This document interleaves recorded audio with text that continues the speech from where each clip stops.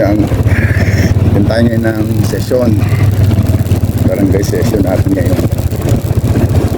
Hintayin naman kung anong mga panukala na naman ang gagawin ng ating barangay. Siyempre, kung ayos naman,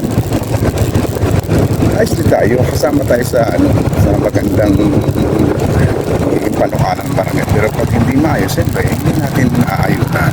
Kaya nga ngayon, papunta na ako sa barangay hall para matingin ang aming barangay session. Kaya dahil lang ako mga kuya.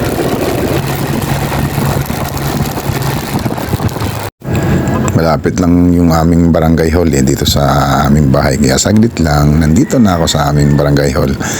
At aatin tayo ng barangay session nga.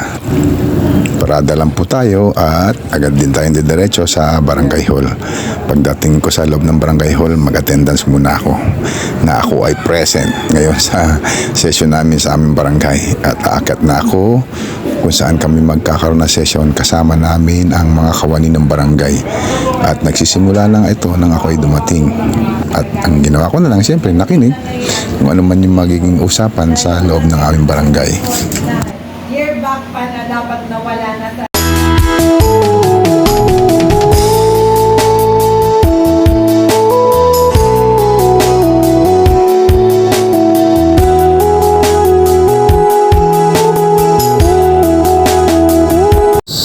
Tapos yung aming session, ito, meron na kaming libreng pananghalian. At patapos namin kumain ng panghalian, kunin naman namin yung honorary namin para gamitin namin sa aming munting handog na pamimigay namin sa aming mga kabarangay. At ngayon, pauwi na nga kami mga kuyang.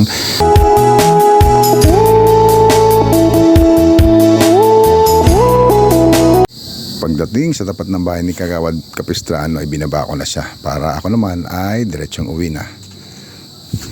Hanggang dito na lang ang aking simpleng vlog. See ya!